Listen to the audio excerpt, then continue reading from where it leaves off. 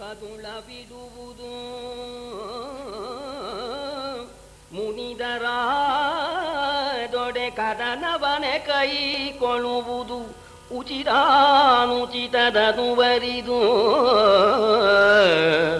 ಹರನ ನೀನೇ ಬಲ್ಲೆ ಸಾಕಿನ್ನಿದು ನಿಧಾನವು ಹರನ ನೀನೇ ಬಲ್ಲೆ ಸಾಕಿನ್ನಿದು ನಿಧಾನವು ಬಗೆಯಲೆಮ್ಮಭ್ಯುದಯ ನಿಮ್ಮಾಧೀನವು ಎಂದನು ಧರ್ಮನಂದನನು.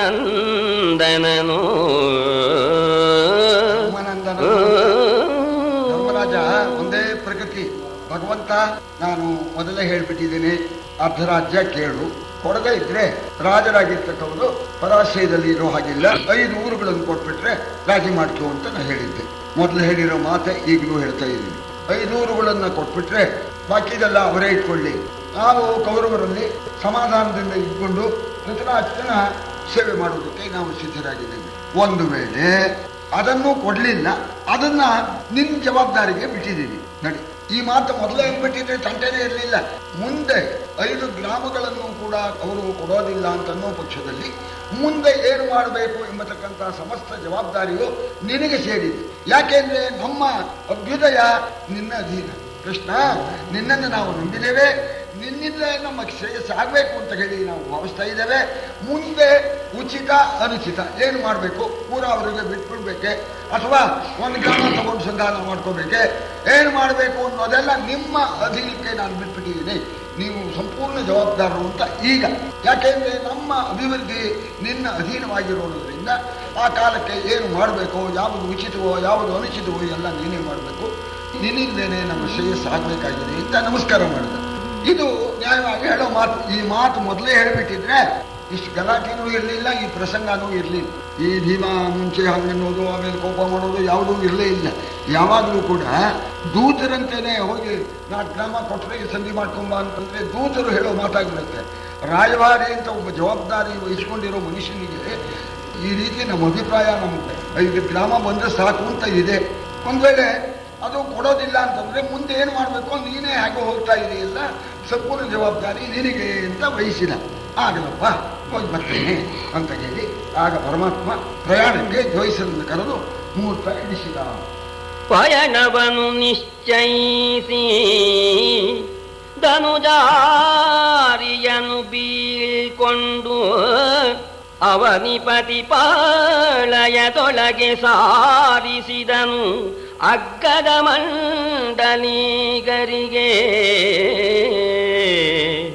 ನಯದೊಳಾಮರು ದಿವಸ ಮಂಗಳಮಯ ಮುಹೂರ್ತದ ಜೋಯಿಸರ ಜೋಗೆಯಲಿ ನಿರ್ಗಮ ನಿರತನಾದನು ಕೃಷ್ಣನೊಲವಿನಲಿ. ನಿಶ್ಚಯವಾಯಿತು. ಈ ತೀರ್ಮಾನವಾದ ಮಾರನೇ ದಿವಸ ಮಂಗಳ ಮುಹೂರ್ತ ಇದೆ, ಆಗ ಪ್ರಯಾಣ ಮಾಡಬೇಕು ಅಂತ ಮುಹೂರ್ತವನ್ನು ಯೋಜಿಸಿ ಇಟ್ಕೊಟ್ರು. ಇಷ್ಟೆಲ್ಲ ನಿಶ್ಚಯವಾದ ಮೇಲೆ ಪಾಂಡವರಿಗೆ ಸಹಾಯ ಮಾಡುವುದಕ್ಕೆ ಬಂದಿರತಕ್ಕಂಥ ಸಾಮಂತ ರಾಜರುಗಳಿದಾರಲ್ಲ, ಅವರಿಗೆಲ್ಲೆಲ್ಲ ಡಂಗ್ರ ಹೊಡಿಸಿದ್ದಂತೆ. ಯಾವುದೋ ಸಂಗ್ರಾಮವೋ ಸಂಧಾನವೋ ಭಗವಂತ ಹೋಗಿ ಬಂದೊರ್ತು ಯಾವುದೂ ನಿರ್ಣಯವಾಗುವಲ್ಲ.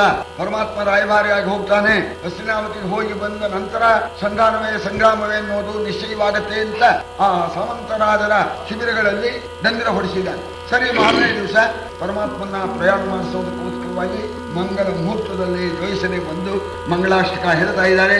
ಪರಮಾತ್ಮ ಪ್ರಯಾಣಕ್ಕೆ ಸಿದ್ಧನಾಗಿದ್ದಾನೆ. ಯಾವ ರೀತಿ ಕೃಷ್ಣ ಪರಮಾತ್ಮ ಉಪಪ್ಲವ್ಯ ಪಟ್ಟಣದಿಂದ ಹಸ್ತಿನಾವತಿಗೆ ಪ್ರಯಾಣ ಮಾಡದ. ಮೊರೆಗೆ ದುಂದುಭಿ ಶಂಖ ಕಗಳಾವರ ಮೃದಂಗಾದಿಗಳು ದುಂದುಭಿ ಶಂಖ ಕಗಳಾವರ ಮೃದಂಗಾದಿಗಳು ಮೊರೆಗೆ ಭೂಸುರ ಸುರಭಿಗಳ ಬಲವಂದು ದಧಿ ದೂರ್ವಾಕ್ಷತಾವಳಿಯ ಧರಿಸಿ ಧರಣಿ ದೇವರನು ಸತ್ಕರಿಸಿ ಕರತಳದಿಂದ ನಾಸಿಕದೆರಳ ಚಂದ್ರೋದಯವನೀಕ್ಷಿಸಿ ದೇವ ಹೊರವಂಡ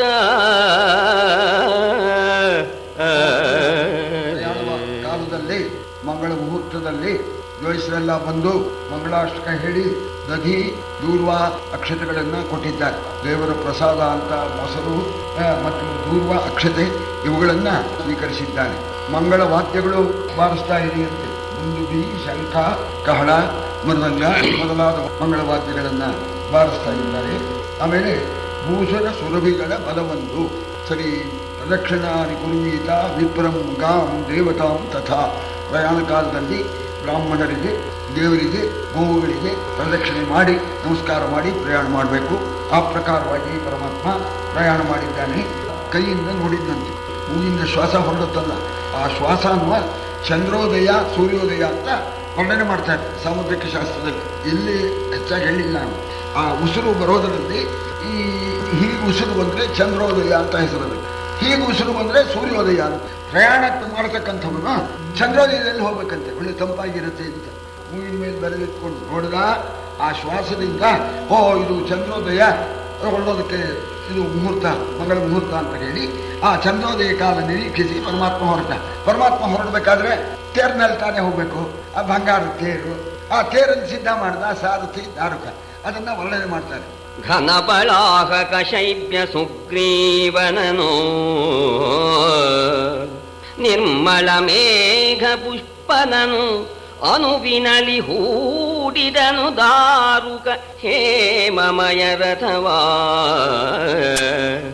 ಧನುವ ಶಸ್ತ್ರಾಸ್ತ್ರವ ಸುದರ್ಶನ ಕನಕ ಕವಚ ಕೃಪಾಣವನು ಸ್ಯಂದನದೊಳಿಲು ಧನುವ ಶಸ್ತ್ರಾಸ್ತ್ರವ ಸುದರ್ಶನ ಕನಕ ಕವಚ ಕೃಪಾಣವನು ಸ್ಯಂದನದೊಳಿಲು ಎಂದು ಅಸುರ ರಿಪು ಸಾತ್ಯಕಿಗೆ ನೇಮಿಸಿದ. ಅರ್ಜುನ ರಥಕ್ಕೆ 4 ಬಿಳಿ ಕುದುರೆ ಕಟ್ತಾರೆ, ಅದಕ್ಕೆ ಹೆಸರು ಹೇಳಿಲ್ಲ. 4ಕ್ಕೂ ಶ್ವೇತಾಶ್ವ ಅಂದ್ಬಿಡ್ತಾರೆ. ಕೃಷ್ಣನ ರಥಕ್ಕೆ ಬಂಗಾರ ತೇರಿ ಕಟ್ಟತಕ್ಕಂಥ ಕುದುರೆಗೆ ಹೆಸರು ಇದೆ, ಅಮರದಲ್ಲೂ ಹೇಳಿದ್ದಾರೆ ಆ ಹೆಸರು. ಬಲಾಹಕ ಶೈಬ್ಯ ಸುಗ್ರೀವ ಮೇಘಪುಷ್ಪ ಅಂತ ಆ ಕುದುರೆಗಳಿಗೆ ಹೆಸರು. ಒಳ್ಳೆ ಶಾತಿ ಕುದುರೆ. ಆ ಕುದುರೆನ ದಾರುಕ ಬಂಗಾರ ತೇರಿ ಕಟ್ಟಿ ಸಿದ್ಧ ಮಾಡಿ ಬಾವುಟ ಏರಿಸಿ 2 ಬಾವುಟ ಏರಿಸಿ ತಂದು ನಿಲ್ಲಿಸಿದ. ರಥ ಸಿದ್ಧವಾಯಿತು ಅಂತ ಭಗವಂತ ಸಿದ್ಧವಾಗಿದೆ. ಸರಿ, ಈ ರಾಯಭಾರಿಯಾಗಿ ಹೋಗತಕ್ಕಂಥವನಿಗೆ ಅಂಗರಕ್ಷಕರಾಗಿ ಹೋಗಿಯೇ ತೀರ್ಬೇಕು. ಇದೊಂದು ರಾಜಕೀಯ ಸಂಪ್ರದಾಯ. ತನಗೆ ಶಕ್ತಿ ಇದ್ರೂ ಕೂಡ ಅಂಗರಕ್ಷಕ ಇರಬೇಕು, ಬಾಡಿ ಗಾರ್ಡ್ ಅಂತ ಇಂಗ್ಲಿಷ್ನಲ್ಲಿ. ಸರಿ, ಯಾರು ಹೋಗ್ಬೇಕು ಅನ್ನೋದಕ್ಕೆ ಅವನು ಸಮರ್ಥನಾಗಿರ್ಬೇಕು. ಸರಿ, ಶಿಷ್ಯ, ಸಂಬಂಧಿಕ, ಭಕ್ತ ಆಗಿರ್ಬೇಕು. ಸಾತ್ವಿಕಿ ಕೃಷ್ಣನಿಗೆ ತಮ್ಮ, ಅರ್ಜುನಿಗೆ ಶಿಷ್ಯ, ಧನುರ್ವಿದ್ಯದಲ್ಲಿ ಮಹಾವೀರ. ಸಾತ್ವಿಕಿ ಹೋಗ್ಬೇಕು ಅಂತ ತೀರ್ಮಾನ ಆಯ್ತು. ಸಾತ್ವಿಕಿ ಕೇಳಿದ ಕೃಷ್ಣನ ಹತ್ರ, ಭಗವಂತ ನಾನು ಬರ್ತೇನೆ ಅಂಗರಕ್ಷಕನಾಗಿ. ಪರಸ್ಥಳಕ್ಕೆ ಹೋಗೋರು ಏನೇನು ಕಟ್ಟಬೇಕಂತ, ಏನೇನು ಗಂಟು ಕಟ್ಟೋದು ಅಂತ ಕೇಳೋದಿಲ್ಲ. ಈಗ ಏನ್ ತಗೊಂಡು ಹೋಗೋಣ ಅಂತ ಕೇಳಿದಾಗ ಕೃಷ್ಣ ಒಂದೇ ಮಾತಂದ, ರಥ ತುಂಬಾ ಬಾಣ, ನಿಲ್ಲು, ಚಕ್ರ ಮತ್ತು ಕವಚ, ಈ ಯುದ್ಧ ಸಾಮಗ್ರಿ ಇವುಗಳನ್ನೇ ತುಂಬಿಡು. ಯಾಕೆ ಅಂದ್ರೆ ಇವರಿಗವದಿರು ನೆಟ್ಟನೇ ಮುನಿವವರು, ಇವರಿಗವದಿರು ನೆಟ್ಟನೇ ಮುನಿವವರು. ನಾವಿವರವರು ಮತ್ತಂತಿವರಿಗವದಿಯ ನೀಸಿ ಕೊಡುವುದು ನಮ್ಮ ಭರವಸೆಗೆ. ಅವಗಡಿಸಿದೊಡೆ ಕಾದುವುದು ಕೌರವರು ಖುಲ್ಲರು. ಅವಗಡಿಸಿದೊಡೆ ಕಾದುವುದು ಕೌರವರು ಖುಲ್ಲರು. ರಥದೊಳಗೆ ಕೈದುವನು ತುಂಬೋ ಎಂದು ಅಸುರ ರಿಪು ಸಾತ್ಯಕಿಗೆ ನೇಮಿಸಿದ. ಮಧ್ಯಾಹ್ನ ಶೋಕಿನಲ್ಲಿ ಬರ್ದಿಯಾನೆ, ಇದೊಂದು ಶೋಕು. ಇವರಿಗೆ ಅವಧಿರೋ ನೆಟ್ಟನೆ ಮುನಿಯುವವರು, ಇವರಿಗೆ ಈ ಪಾಂಡವರಿಗೆ ಅವಧಿರೋ ಆ ಕೌರವರು. ಪಾಂಡವರು ಅನ್ನೋ ಶಬ್ದ ಕೇಳಿಕೊಳ್ಳೇ ಸಿಟ್ಟು ಬಂದ್ಬಿಡ್ತಾ ಅವರಿಗೆ. ನೆಟ್ಟನೆ ಮುನಿಯುವವರು ಪಾಂಡವರು, ಆ ಶಬ್ದ ಕೇಳಿದ್ರೆ ಉರಿ ಅವರಿಗೆ ಕೋಪ. ನಾವು ಇವರವರು, ನಾವು ಈ ಕಡೆ ತೀರ್ಮಾನ ಹೋಗ್ತೀವಿ. ಇದು ಅಲ್ದೇನೆ ಹೋಗತಕ್ಕಂತ ಕೆಲಸ ಅವರು ಇವರು ಗಂಟು ತಿಂದಿದ್ದಾರೆ. ಆ ತಿಂದ ಗಂಟನ್ನ ಒಪ್ಪಿಸ್ಬಿಡಯ್ಯ ಅಂತ ಕೇಳೋದಕ್ಕೆ, ಪಾಂಡವರ ಸ್ವತ್ತನ್ನ ಅವರಿಂದ ಕಕ್ಕಿಸ್ತಕ್ಕಂಥ ಕೆಲಸಕ್ಕೆ ನಾವು ಹೋಗಿರ್ತಕ್ಕಂಥದ್ದು ಇದು ಬೇರೆ. ನಾವು ಪಾಂಡವರ ಕಡೆಯವರು ಅಂದ್ರೆ ಅವರಿಗೆ ಸಿಟ್ಟು. ಅವರು ಪಾಂಡವರು ತಿಂದಿದೆಯಾ ಪಡೆದ್ಬಿಡೆಯಾ ಅಂತ ಹೇಳೋದಕ್ಕೆ ಬಂದಿರೋದ್ರಿಂದ ಕೌರವರು ಒಳ್ಳೆ ಬುದ್ಧಿಯವರಲ್ಲ. ದೂತನಿಗೆ ತೊಂದರೆ ಮಾಡಬಾರದು ಅನ್ನೋ ವಿಚಾರನೂ ಮೀರಿಬಿಡ್ತಾರೆ. ರಾಯಭಾರಿಗೆ ಯಾವತ್ತೂ ತೊಂದರೆ ಕೊಡೋದಿಲ್ಲ, ಕೊಡಕೂಡದು, ಇದು ರಾಜನೀತಿ. ಆದರೆ ಖುಲ್ಲರು ಅವರು ನೀತಿ ತಪ್ಪತಕ್ಕಂಥವ್ರು. ಒಂದು ಪಕ್ಷ ನಮ್ಮ ಇಮೇಲೆ ಬೀಳೋಕೆ ಬರ್ಬೋದು, ನಮ್ಗೆ ತೊಂದರೆ ಕೊಡೋಕೆ ಬರ್ಬೋದು. ಅದರಿಂದ ಸಂದರ್ಭ ಹೇಗೆ ಬರುತ್ತೋ ಹೇಳುವಾಗಿಲ್ಲ. ಇದು ಭಗವಂತನ ಮಾತು. ಬಹಳ ಚಮತ್ಕಾರವಾಗಿ ಕುಮಾರವ್ಯಾಸ ವರ್ಣನೆ ಮಾಡ್ತಾನೆ. ನಾವು ಸಂಗ್ರಾಮವನ್ನ ನಿರ್ಣಯಿಸ್ಕೊಂಡು ಬರಬೇಕಾಗತ್ತೋ ಪೂರೈಸ್ಕೊಂಡು ಬರಬೇಕಾಗತ್ತೋ, ಸಂದರ್ಭ ಹೀಗೆಂತನೂ ಹಾಗಿಲ್ಲ. ಯಾಕೆಂದ್ರೆ ಅವರು ಏನಾದ್ರು ಕೈ ಮಾಡಿ ಬಂದ್ರೆ ಯುದ್ಧ ಪೂರೈಸ್ಕೊಂಡೇ ಬಂದ್ಬಿಡುವ ಸಂದರ್ಭವು ಬರಬಹುದು. ಆದ್ರಿಂದ ಆದಷ್ಟು ಶಸ್ತ್ರಾಸ್ತ್ರಗಳನ್ನು ತುಂಬಿನ ಸಾರ್ಥಿಗೂ ಖುಷಿ ಅವೆಲ್ಲ ಹೊಡೆದಾಡ್ತವ್ರು. ಏಕೆ ತರುಣರು ಅವನು ರಥ ತುಂಬಾ ತುಂಬಿಟ್ಟ ಶಸ್ತ್ರಾಸ್ತ್ರಗಳನ್ನ. ಇಂಥ ರಥವನ್ನ ಆ ಸಾರಥಿ ಅವನು ದಾರುಕ ತಂದು ನಿಲ್ಲಿಸ್ತಾನೆ. ಓ ಭಗವಂತ ಪ್ರಯಾಣ ಮಾಡ್ತಾನಂತೆ, ರಥದ ಮೇಲೆ ಕೂತ್ಕೊಂಡು ಅದನ್ನು ನೋಡಬೇಕು ಅಂತ ಆ ಪಾಂಡವರಿಗೆ ಸಹಾಯ ಮಾಡೋದಕ್ಕೆ ಬಂದಿರ್ತಕ್ಕ ಸಾಮಂತ ರಾಜರುಗಳು ಸೈನ್ಯ ಮತ್ತರು ಬರ್ತಾ ಇದ್ದಾರಂತೆ. ರಥಸ್ಥಂ ಕೇಶವಂದೃಷ್ಟ ಮಂಚಸ್ಥಂ ಮಧುಸೂದನಂ ಡೋಲಾಯಮಾನಂ ಗೋವಿಂದಂ ಪುನರ್ಜನ್ಮ ನವಿದ್ಯತೆ ಅಂತ ಹೇಳ್ತಾರೆ. ರಥಾರೋಹಣ ಮಾಡಿದಾಗ ಕೇಶವ ರಥಾರೋಹಣ ಮಾಡಿದರೆ ನೋಡಿಬಿಟ್ರೆ ಪುನರ್ಜನ್ಮ ನವಿದ್ಯತೆ. ರಥಸ್ಥಂ ಕೇಶವಂದೃಷ್ಟ ಮಂಚಸ್ಥಂ ಮಧುಸೂದನಂ ಅಂತ. ಮಧುಸೂದನ ಯಾವುದೋ ಒಂದು ದೇವಾಲಯದಲ್ಲಿ ಮಂಚದ ಮೇಲೆ ಮಧುಸೂದನ ಕೂರಿಸುವುದು ತೂಗ್ತಾರಂತೆ. ಆ ಮಂಚದಲ್ಲಿರ್ತಕ್ಕ ಮಧುಸೂದನ ತೊಟ್ಟಿನಲ್ಲಿ ಹಾಕಿ ತೂಗ್ತಾರಂತೆ ಗೋವಿಂದನ. ಡೋಲಾಯಮಾನಂ ಗೋವಿಂದಂ ಪುನರ್ಜನ್ಮ ನವಿದ್ಯತೆ ಅಂತ ಜನ ಬಂದ್ಬಿಟ್ರಂತೆ. ಏನು ಒಂದ್ ಕಡೆ ಜಮಾಯಿಸ್ಬಿಟ್ರು, ಭೂಮಿ ನಡಿದ್ಬಿಡ್ತು ಅಂತ. ಭೂಮಿ ಕುಸಿದು ಬಿಡ್ತಂತೆ. ಪರಮಾತ್ಮ ಪ್ರಯಾಣ ಮಾಡೋದು ನೋಡೋದು ಬಂದಿರ್ತಕ್ಕಂಥ ಜನಗಳ ಆ ತೂಕದಿಂದ.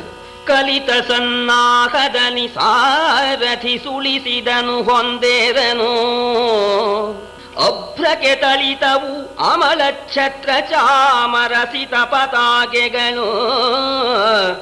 ಅಳುಕೆನಲನು ಅಕ್ಷೋಣಿ ಬಲವಿಟ್ಟಳಿಸಿದಡೆದುದು. ರಥಕ್ಕೆ ದಾನವ ಕುಲ ದಿಶಾಪಟ ಕೃಷ್ಣ ವಿಜಯಂಗೈದನು ಒಲವಿನನಿ. ಕೂಡಿರ್ತಕ್ಕ ಬಾವುಟಗಳಿಂದ ಅಲಂಕೃತವಾದ ಬಂಗಾರ ತೇರನ್ನ ದಾರುಕ ತಂದು ನಿಲ್ಲಿಸಿದ. ಸ್ವಾಮಿ ರಥವನ್ನು ಆರೋಹಣೆ ಮಾಡಿದ. ಅದನ್ನು ನೋಡೋದಕ್ಕೆ ಆ ಅಕ್ಷೋಹಿಣಿ ಸೈನ್ಯ ಬಂದಿದ್ದರಿಂದ ನೆರವೇನೆ ನಡುಗುತ್ತಾ ಇತ್ತು ಅಂತ, ಅಳಿಕೆ ಬಿಡ್ತು ಅಂತ.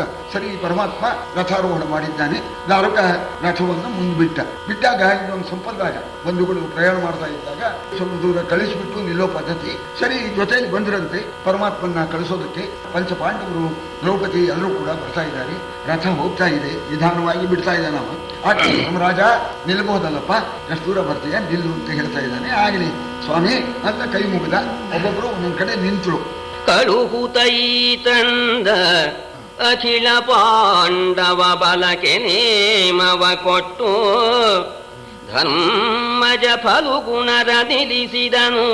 ಸಹದೇವನನು ನಕುಲನನು ಕಳುಹಿದನು. ನೀ ಮರಳೆನನು ಬೆಂಬಲಿಯಲ ನಿಲಜನೈದಿ. ಹಗೆಯಲಿ ಕಲಗವನು ಮಸೆ ಕೃಷ್ಣ. ಹಗೆಯಲಿ ಕಲಗವನು ಮಸೆ ಎಂದು ನಂಬುಗೆಗೊಂಡು ಮರಳಿದನು. ಸಮಸ್ತ ಸೈನ್ಯವು ಜೊತೆಯಲ್ಲಿ ಬರ್ತಾ ಇತ್ತು. ನಿಲ್ಬೇಕು ಅಂತ ಪರಮಾತ್ಮ ಎಲ್ಲ ನಿಂತು ಬಿಡ್ತು. ಆಮೇಲೆ ಧರ್ಮರಾಜ ಇನ್ನು ಮುಂದೆ ಬರ್ತಾ ಇದ್ದ. ಧರ್ಮರಾಜ ನಿಲ್ಲಪ್ಪ ಅಂತ ಪರಮಾತ್ಮ ಅಂದಾಗ ಧರ್ಮರಾಜನು ನಿಂತ, ಅರ್ಜುನನು ನಿಂತ, ನಕುಲ ಸಹದೇವ ನಾಲ್ವರು ನಿಂತರು. ಭೀಮ ಇನ್ನೂ ಸ್ವಲ್ಪ ಮುಂದೆ ಬಂದ. ಏನಪ್ಪಾ ಭೀಮ ಮತ್ತೆ ಬರ್ತಾ ಇದೆಯಲ್ಲ, ಏನಪ್ಪ ನಿಲ್ಲಪ್ಪ ನೋಡ, ಏನ್ ಮಾಡ್ಕೊಂಡ್ ಬರ್ತೀಯ ಅಂದ. ಅದೇ ನೀ ಹೇಳಿದೆಯಲ್ಲ ಅದೇ ಮಾಡ್ಕೊಂಡ್ ಬರ್ತೀನಿ. ಇಲ್ಲ ಕೃಷ್ಣ, ಯಾವ್ದು ನಾ ಮೊದ್ಲು ಹೇಳಿದ್ದ ಕಡಿಗೆ ಹೇಳಿದ್ದ ಅದೇ ಹಂಗಂದ್ರೆ ಆಗೋಲ್ಲಪ್ಪ. ನೀ ಬಾಯ್ ಬಿಟ್ಟು ಹೇಳ್ಬೇಕು. ನೀನ್ ಹೇಳಯ್ಯ ಬಾಯ್ ಬಿಟ್ಟು. ಕಲಹವನ್ನು ಮಸೆ, ಯುದ್ಧವೇ ಆಗ್ಬೇಕು. ಆ ರೀತಿ ನೀನು ತೀರ್ಮಾನ ಮಾಡ್ಕೊಂಡ್ ಬರ್ಬೇಕು. ಹಾಗೆ ಮಾಡ್ಕೊಂಡ್ ಬರ್ತೇನೆ ಅಂದ್ರೆ ನಾ ವಾಪಸ್ ಹೋಗ್ತೇನೆ, ಇಲ್ಲೇ ನಾನು ಬಂದೇ ಬಿಡ್ತೀನಿ ಅಂದಾಗ, ಆಗಲಪ್ಪ ನೀ ಹೇಳಿದಂತೇನೆ ಯುದ್ಧವನ್ನೇ ನಿಶ್ಚಯಿಸ್ತೇನೆ ಅಂತ ಹೇಳಿ ಭೀಮನಿಗೆ ಭರವಸೆ ಕೊಟ್ಟ. ಭೀಮ ತಿರುಗಿದ. ದ್ರೌಪದಿ ಇನ್ನೂ ಬರ್ತಾ ಇದ್ದಾಳೆ. ದೇವಿಯರು ನೀವು ಮರಳಿಯನೆ ರಾಜೀವನಾಭನ ಹೊರೆಗೆ ದ್ರೌಪದಿ ದೇವಿ ಬಂದಳು.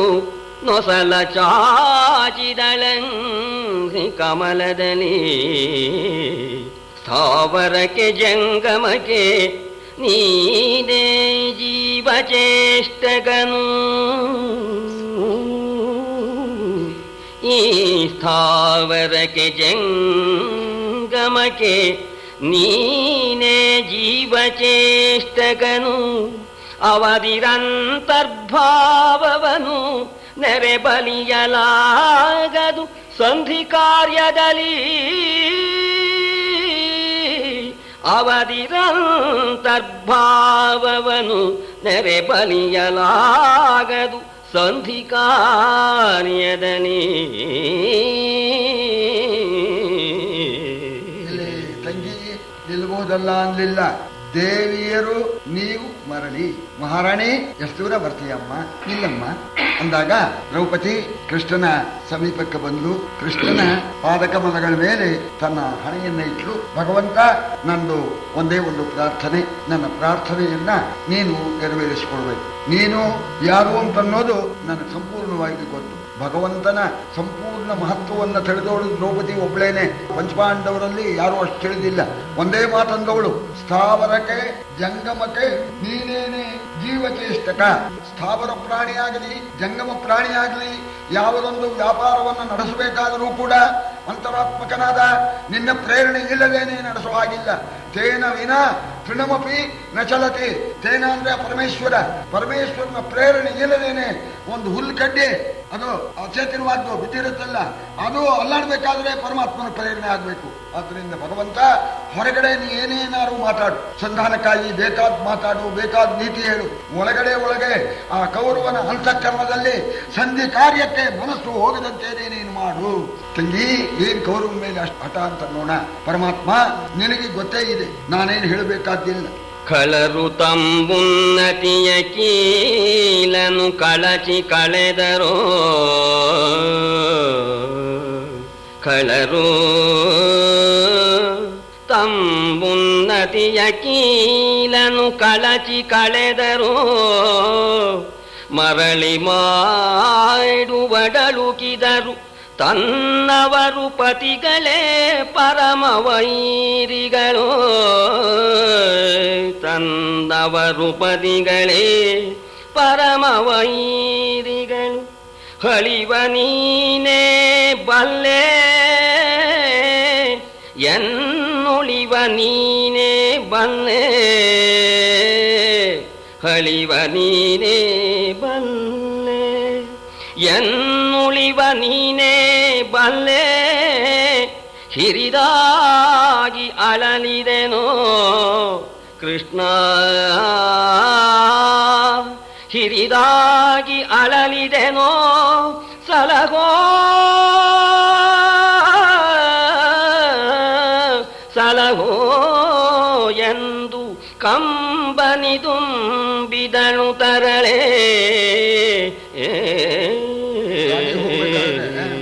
ಚಕ್ರಕ್ಕೆ ಕೀಲಿರ್ಬೇಕು, ಕೀಲ್ ಹಾಕಿರ್ತಾರೆ. ಕೀಲ್ ಹೋಗ್ಬಿಟ್ರೆ ರಥ ಹೋಗೋಲ್ಲ, ಆ ಗಾಡಿ ಮುಂದೆ ಹೋಗೋಲ್ಲ, ಹೋದ್ರು ಬಿದ್ದೋಗುತ್ತೆ. ಕಳರು ಪಾಪಿಷ್ಠರಾಗಿರ್ತಕ್ಕಂತಹ ಕೌರವರು ನಮ್ಮ ಉನ್ನತಿ ಎಂಬತಕ್ಕಂತ ಗಾಡಿಯ ಆ ಕೀಲನ್ನೇ ಕಳಿಸ್ಬಿಟ್ರು, ಕೀಲ್ನೇ ತಗೊಂಡೋಗ್ಬಿಟ್ರು. ಸರಿ, ಅವಾಗ ಅವರು ತಗೊಂಡು ಹೋದ್ರೆ ಬೇರೆ ಕೀಲ್ ಮಾಡಿ ಹಾಕೋಣ ಅಂದ್ರೆ ನಮ್ಮ ಪತಿಗಳು ಪರಮ ವೈರಿಗಳಾಗಿದ್ದಾರೆ. ಬೇಡ ಬೇಡ, ಇಲ್ಲಿ ಉನ್ನತಿ ಅಲ್ಲಿಗೆ ಇರ್ಲಿ ಅಂತ ಹೇಳ್ತಾ ಇದ್ದಾರೆ. ವಿಚಾರ ಮಾಡಿದ್ರೆ ಕೌರವರಿಗಿಂತ ನಮ್ಮ ಪತಿಗಳೇ ಪರಮ ವೈರಿಗಳಾಗಿದ್ದಾರೆ. ಭಗವಂತ ನಿನಗೆ ಗೊತ್ತಿದೆ, ನಾನು ಅನುಭವಿಸಿದ ಕಷ್ಟ, ಆ ಅಪಕೀರ್ತಿ, ಆ ಅಪಮಾನ, ಆ ಸಭೆಯಲ್ಲಿ ಅಗ್ನಿಯಿಂದ ಉತ್ಪನ್ನಳಾಗಿರ್ತಕ್ಕವಳು ನಾನು ದ್ರುಪದರಾಜನ ಮಗಳು ದುಷ್ಟದ್ಯುಮ್ನ. ಅವನು ಕೂಡ ನನ್ನಂತೆಯೇ ಅಗ್ನಿಕುಂಡದಿಂದ ಉದ್ಭವವಾಗಿದ್ದಾನೆ. ಅಂತಹ ದುಷ್ಟದ್ಯುಮ್ನ ತಂಗಿ ದ್ರುಪದ ಮಹಾರಾಜನ ಮಗಳು ಅಜಮೀಡ ವಂಶಕ್ಕೆ ನಾನು ಸೊಸೆಯಾಗಿ ಸೇರಿರ್ತಕ್ಕಂಥವಳು. ಭೀಷ್ಮ, ಧೃತರಾಷ್ಟ್ರ ಇವರೆಲ್ಲರೂ ಕೂಡ ನನಗೆ ಮಾವಂತರಾಗಬೇಕು. ಪಂಚೇಂದ್ರರಿಗೆ ಸಂಪಾದನಾಗಿರ್ತಕ್ಕಂತಹ ಪಂಚಪತಿಗಳು ಇದ್ದಾರೆ. ವೀರರಾಗಿರ್ತಕ್ಕಂತಹ 5 ಜನ ಮಕ್ಕಳು ಹೊಟ್ಟೆಯಲ್ಲಿ ಹುಟ್ಟಿದ್ದಾರೆ. ಅವರೆಲ್ಲ ಅಭಿಮನ್ಯುವಂತೆ ನಿನಗೆ ಸೋದರಳಿ ಎಂದರು. ಅಂತಹವರನ್ನೆಲ್ಲ ಪಡ್ಕೊಂಡು ಇಷ್ಟೆಲ್ಲ ಇದ್ದೂ ಕೂಡ ಆ ಸಭೆ ಒಳಗೆ ದಿಕ್ಕಿಲ್ದೇನೆ ಮಾನ ಕಳೆಯತಕ್ಕ ಪ್ರಸಂಗದಲ್ಲಿ ಗೋಳಾಡ್ಬಿಟ್ಟೆ.